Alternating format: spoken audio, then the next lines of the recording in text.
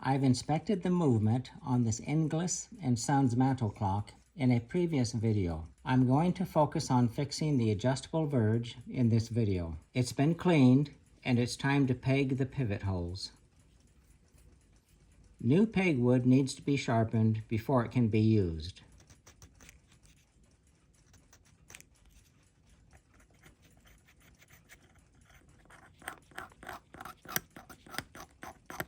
This will work fine. The movement cleaned up nicely. Pegging the holes is one of the final cleaning steps prior to assembly. Assemble the time side.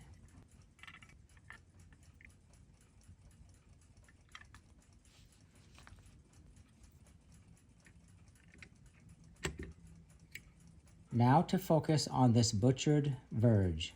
New ones are not available for this movement, so I'll need to reverse the damage done to the original one the best I can. Rust on the steel arbor is from someone using acid soldering flux and not neutralizing the acid when done.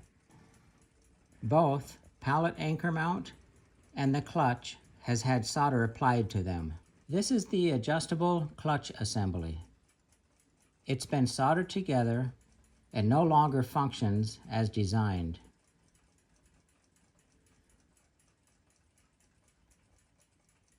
It's made up of 3 parts: pressure washer, main flange mount, and the crutch. First, the solder needs to be removed.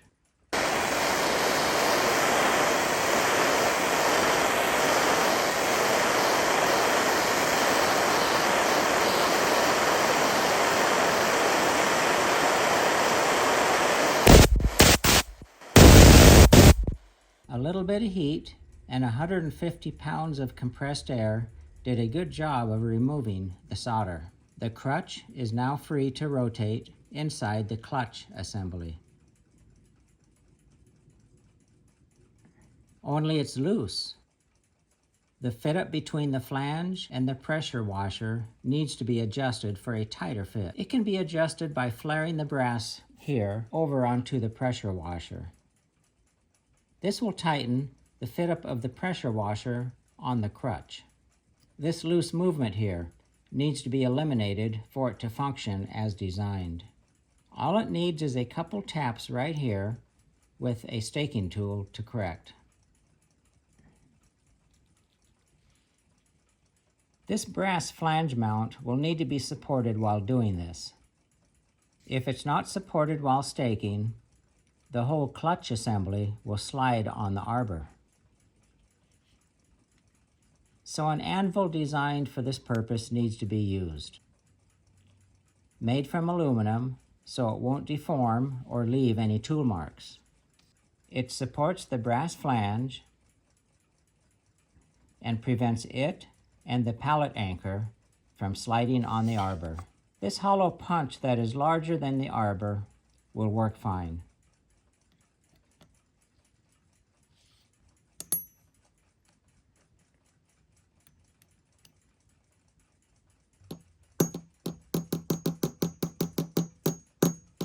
Idea is to go slow and don't over tighten. It's nice and snug now. The clutch needs to have the right amount of friction so that it will move without breaking the pallet anchor loose from the arbor, yet snug enough to stay in place while moving the clock. Perfect. Now to deal with this bent crutch lever. It was bent to bring the movement in beat after someone soldered the clutch together. I'll be using this vise. To prevent tool marks on the brass, these jaws need to be modified. I'll use some mylar to protect the brass.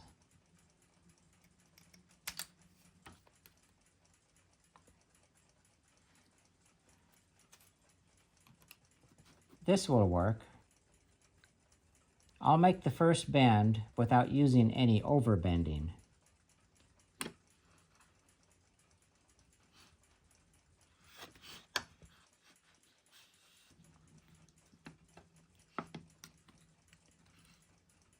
That actually straightened it quite a bit. To get a controlled overbend, I'll use some cardboard shims.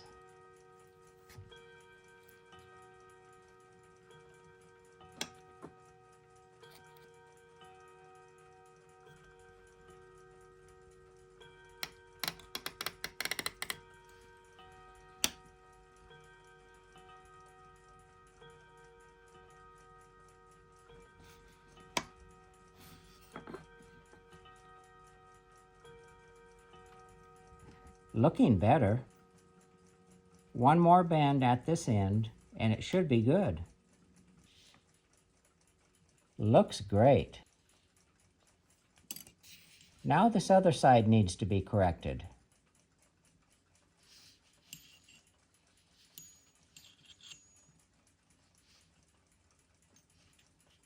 The crutch lever needs to be at a 90-degree angle to the arbor, and as you can see, it's not. No wonder the clock wouldn't run. I'll need to bend it back so it's parallel with the surface on the setup block. First, the bends and kinks need to be straightened in this area.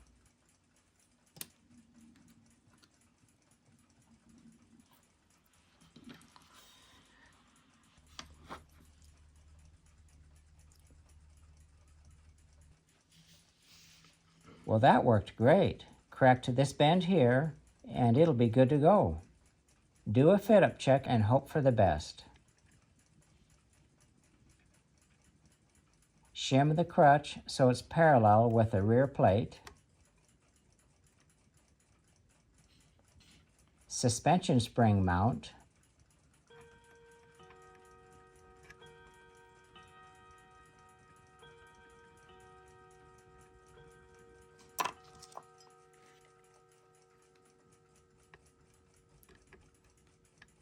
It all fit together good. Now to adjust the beat using the clutch. It'll be close in beat when the ticks are equal between these banking pins. Right now the pallets are releasing the escape wheel when the crutch is too far to one side. Should be more towards the middle between the pins, like right here.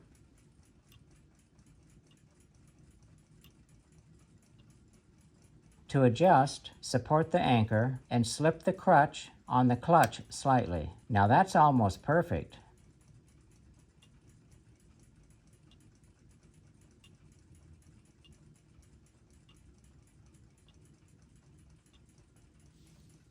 Next item to correct is this mangled suspension spring. It has a couple tight kinks in it.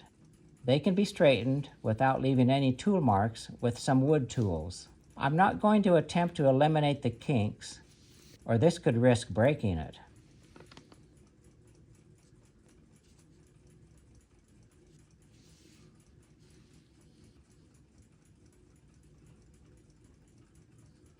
This looks serviceable enough to use now.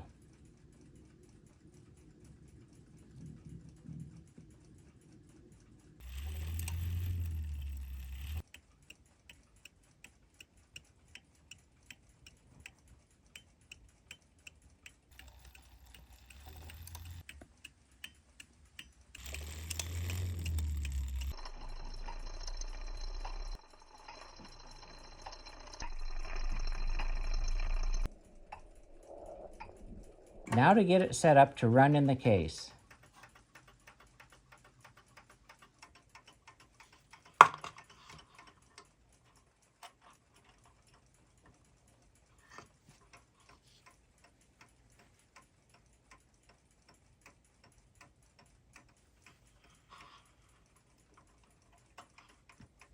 Install the gong.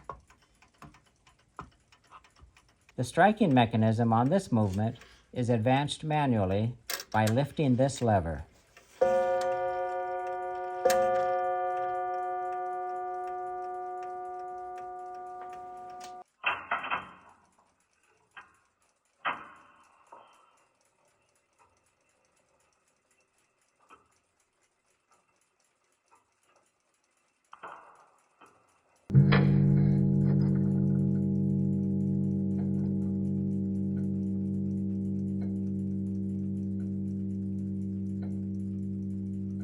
A nice Inglis & Sons mantel clock ready for many years of service.